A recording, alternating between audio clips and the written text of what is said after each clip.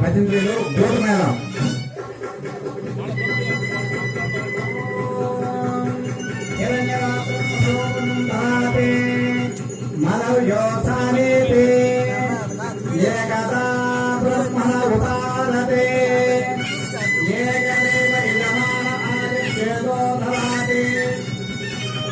భజంత్రి ఆపాలి. వెంకటరమణ గోవింద గోవింద. రమా సహిత సత్యనారాయణ స్వామి వారికి గీతగనాలి, జై అనాలి. రమా సహిత సత్యనారాయణ స్వామి వారికి జై. పునః మరి ఐదో కదా అక్షరం తీసుకోండి దంపతులు ఇద్దరు కూడా.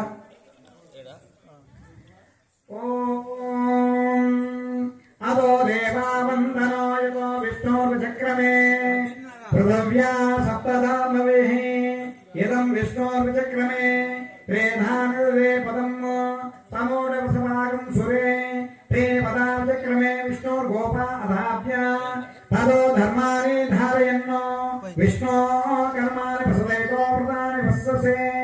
ఓం నమో నారాయణాయ. నమో సత్యనారాయణ స్వామి దేవత. పంచమో వ్రతకథ ప్రారంభ వైకార శాస్త్రయుక్తే. తర్వాత నిద్రావస్థలో ఉన్నారా? లేదా? తర్వాత పంచమోధ్యాయ 5వ కథను చెప్తున్నారు, చక్కగా వినండి. ఒక భరతఖండంలో ఒక రాజ్యంలో తుంగధ్వజ మహారాజు అనే ఒక మహారాజు నివసిస్తూ ఉండేవాడు. ధర్మపాలన చేసేవాడు, సత్యప్రపాలన చేసేవాడు. రాజ్యంలో ఉన్న యొక్క అందరూ కూడా కన్న పెట్టవలే కాపాడుకుంటూ ఏ సమస్య వచ్చినా కూడా ముందుంటుండేవాడు ఆ మహానుభావుడు. ఎవరు? ఇప్పుడు ఎవరు అడుగుతా ఇక్కడ? గంగారెడ్డి గారి నాకు ఎదురుకుంది. ఆ రాజుపై ఏ పేరు ఉన్నామయ్యా? మీరు చెప్పండి. మా వెంకరెడ్డి గారు చెప్తారు. తుంగధ్వజ మహారాజుల వారు. ఆ తుంగధ్వజ మహారాజుల వారు చక్కగా వాళ్ళకి రాజులు ఉండే అలవాటు ఏంటి చెప్పండి? బ్రాహ్మణులు అంటే మాకు పురాణం చెప్పాలి, ఇతిహాసం చెప్పుకోవాలి, భగవంతుని యొక్క నామస్మరణ చెప్పుకుంటూ ఉండాలి. రాజులకు వేట అంటే బాగా ఇష్టం. ఆశ సంభాషణ, జంగమ వేట అన్నది. అట్లాగా ఆ యొక్క తుంగధ్వజ మహారాజు జంగమ వేటాడు బొట్టలు తీసుకొని పోతున్నాడంట. పోయి అరణ్య పాలన పోయేసరికి బొట్టలు దూరం అయిపోయాడు. ఆ జంగలు ఎత్తుకుంటూ ఈ మహారాజు వెళ్ళాడు. వెళ్ళిన తర్వాత ఇంకా తొందరగా ఆ పొదల్లో గురించి వెళ్ళిపోయింది. ఇంకా వెనక తిరిగి వచ్చాడు మహారాజు వారు. తుంగధ్వజ మహారాజు వస్తూ ఒక బిల్వ వృక్షమూలే, బిల్వము అంటే మారేడు యొక్క చెట్టు. ఆ చెట్టు కింద గొల్లలు సత్యనారాయణ స్వామి వ్రతాన్ని ఎప్పుడే ప్రారంభిస్తున్నాడంట. ఈ మహారాజు వచ్చి జింగ ఇటుపోయిందంట. మనసంతా జింగ మీదే ఉంది, ఎదురు దేవుడు ఉన్నాడు అని కూడా ఆలోచించడం అతను కూడా. అప్పుడు ఈ గొల్లలు మహారాజు తుంగధ్వజ మహారాజు మన రాజ్యానికి మహారాజు కదా అని అందరూ గొల్లలందరూ కూడా ఒక 10 మందికి పోయి, మహారాజా నమస్కారం, మేము సత్యనారాయణ స్వామి వారి యొక్క వ్రతాన్ని ఆచరిస్తున్నాం మహారాజా అనగా చూడలేదంట. సరే 2-3 సార్లు ఇచ్చారు, మళ్ళీ వచ్చారు, మళ్ళీ వ్రతాన్ని ఆరంభించారు. వ్రతకాలంతా అయిపోయింది. మళ్ళీ కుండ పెంకుల్లో ప్రసాదాన్ని తీసుకొని మళ్ళీ ఆ మహారాజు దగ్గరికి పోయాడు. దీంతో మనకు చిన్న ధర్మ సందేహం ఉంది. ఏమయ్యా, ఆ తుంగధ్వజ వాడికి ఏం పని లేదా? అంతసేపు ఉంటాడు అక్కడ? ఇలాంటివి డౌట్లన్నీ మనకు వస్తూ ఉంటాయి. కానీ ఆ తుంగతుర్తి మహారాజు వారు మనసంతా ఎక్కడ ఉంది అక్కడే ఉండి ఇటు పోయిందా అని గమనిస్తూ సమయం కూడా తెలియకుండా గమనిస్తూనే ఉన్నా. అప్పుడు ఈ మహానుభావుడు మళ్ళీ వెళ్ళి, మహారాజా, మేము సత్యనారాయణ స్వామివారి యొక్క వ్రతాన్ని ఆచరించాము, ఇదిగో స్వామివారి యొక్క ప్రసాదం భుజించిన మహారాజా అంటూ విధేయత ఉంటే, కనీసం సత్యనారాయణ స్వామివారికి నమస్కారం చేయకపోవడం ఒక తప్పు, స్వామివారి ప్రసాదం వాళ్ళే వచ్చి పాపం తీస్తే అది తీసుకోకపోవడం రెండో తప్పు. అదిగాక ఇతని మనసులో ఏంటి, అప్పుడు చూస్తూ అంటున్నాడు, చే నీచులైన యొక్క ఈ గొల్లనిచ్చిన యొక్క ప్రసాదంలో నేను భుజించుడయ్యా అంటూ గర్వ బలముతో మదగర్వ బలంతో ప్రసాదం తీసుకోకుండా సత్యనారాయణ నమస్కారం తీసుకో వాళ్ళు కూడా గౌరవించకుండా తన యొక్క రాజ్యానికి వెళ్ళాడంట తుంగతుర్తి మహారాజు వారు.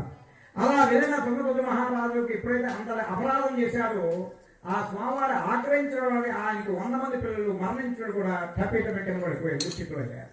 తర్వాత పక్కన ఉన్న శత్రు రాజులందరూ ఇదే అందులో అనుకొని ఆ రాజ్యాన్ని కైవసం చేసుకున్నారు. భార్య స్వరంగా ఉండపోయింది. ఈ యొక్క మహారాజు ఇంకో స్వరం కూడా అరణ్య ప్రాంతానికి వెళ్ళిపోయాడు. భార్య పోయింది, పిల్లలు పోయారు, రాజ్యం పోయింది, అన్నీ పోయింది. దుఃఖాక్రాంతుడై ఆ అడవి శిఖారణ్య ప్రాంతం తిరుగుతూ ఒక చోటకు వచ్చి ఒక బండ మీద కూర్చొని చింతిస్తున్నాడంట తుంగతుర్తి మహారాజు వారు. ఎందుకు చింతిస్తున్నాడయ్యా అంటే, నేను రాజ్యంలో ఎవరిని నేను అన్యాయం చేయలేదు కదా, అన్నదానం చేశాను, శివాలను గెలిపించాను, యాత్రలు చేయించాను, భగవనామస్మరణ చేయించాను, లేబర్లు పెట్టాను, ఇంతటి పరమ పవిత్ర పుణ్యకాలం చేశాను, నాకు కూడా కష్టం వచ్చిందంటే ఏమిటిది అని తుంగతుర్తి మహారాజు చింతాక్రాంతుడై ఆలోచిస్తున్నాడన్న. అప్పుడు తపస్తిచ్చింది, ఓహో నాకు వచ్చిన అపరాధం నా వల్ల కాదు, భగవంతుడు నేను అపరాధం చేయడం వల్ల నాకు వచ్చిన కష్టము. గొల్లలు వచ్చి సత్యనారాయణ స్వామివారిని నమస్కారం చేయకపోవడం, ఆ సత్యనారాయణ స్వామివారిని ప్రసాదం తెచ్చి ఇచ్చినా కూడా భుజించకపోవడం వల్ల ఆ మహానుభావుడిని అపరాధం చేశాను. అంటే అర్థం ఏమిటి, ఈ భారతఖండంలో ఎన్నో రాజ్యాలు ఉన్నప్పుడు కూడా నేను ఒక చిన్న రాజ్యానికి తుంగతుర్తి మహారాజుని. ఆయన ఎవరు, అతలవితల సుతల రసాదల సప్తలోక భూలోక సూర్లోక మహోలోకములు కలిగినట్టు నాభి స్థానం. ఆ నాభిలో అన్ని లోకాలు పెట్టుకున్నాడు ఆ మహానుభావుడు. అన్ని లోకాలకు ప్రభువు ఎవరంటే అనంత కోటి జీవరాశులకు అనంత కోటి యొక్క సత్యస్వరూపమైన సత్యనారాయణ స్వామి వారు. ఆ మహానుభావుడు ఎక్కడ, నేను ఇంత రాజ్యంలో ఉన్న నేనెంత అని అహంకారం తగ్గించుకున్నట్టు వాడి గొల్లలు ఎక్కడైతే సత్యనారాయణ స్వామి వారి యొక్క వ్రతాన్ని ఆచరిస్తున్నాడు మళ్ళీ అక్కడికి పోయాడంట. పోయి గొల్లల పక్కన కూర్చొని ఆ అపరాధం క్షమించండి అని చెప్పి వాళ్ళ పక్కనే కూర్చొని మళ్ళా మొదటి నుంచి సత్యనారాయణ కథ విని వ్రతం విని ఆ ప్రసాదాన్ని భుజించి అప్పుడు ప్రశాంతంగా వాళ్ళతో ముచ్చటిస్తున్నాడంట. ఎవరు, ఏమైనా బాగా చెప్పారు, కరెక్ట్. తుంగతుర్తి మహారాజు వారు చెప్పారు. తర్వాత ఇంతలో ఆ తుంగతుర్తి మహారాజు చక్కగా పూజ చేసిన తర్వాత స్వామి కృప అనుగ్రహం కలిగింది.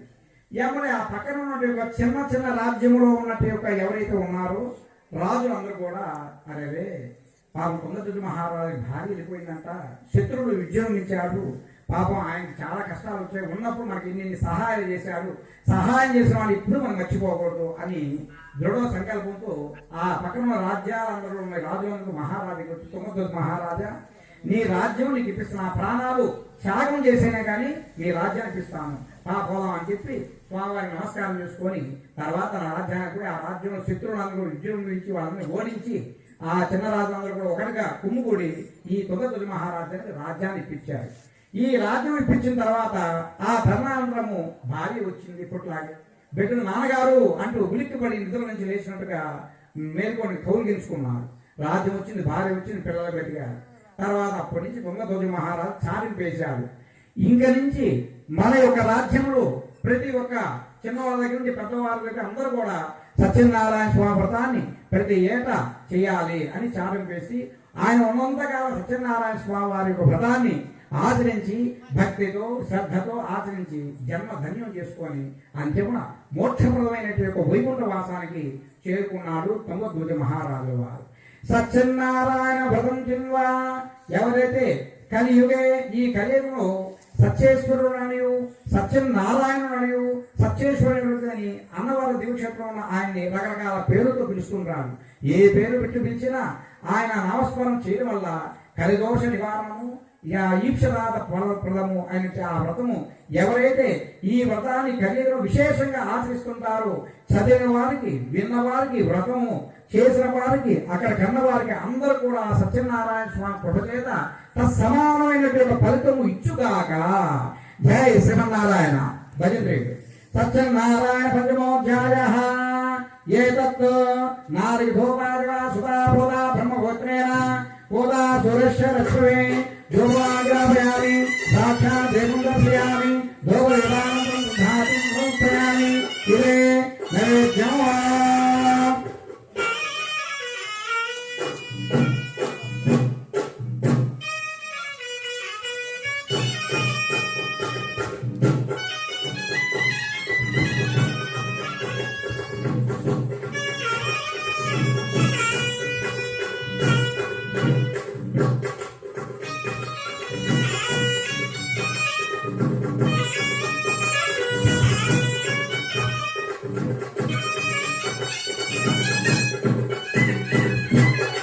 ప్రసాద్ గారు ఉన్నారా?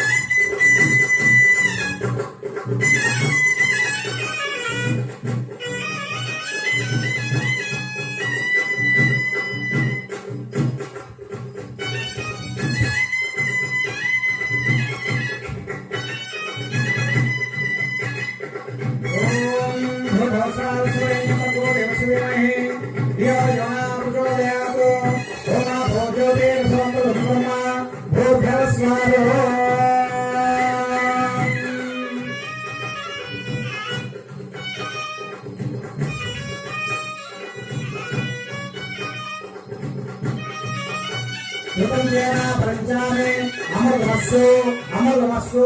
సత్యనారాయణ స్వామి దేవతాభ్యామ.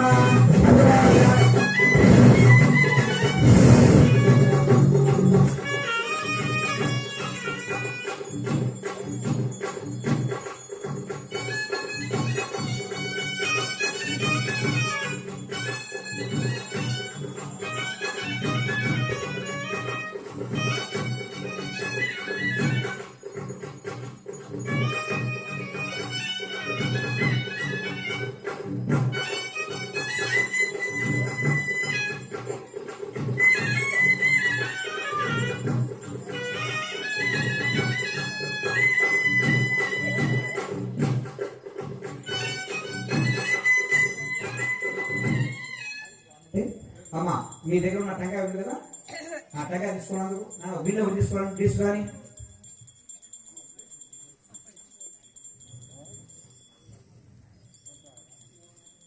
నమస్కారం చేసుకొని మీ కోరిక చెప్పుకొని దీంట్లో కొట్టండి. ఆ చెప్పడం పక్కన పీస్ తీయండి. ఇంకోటి తీసుకోండి.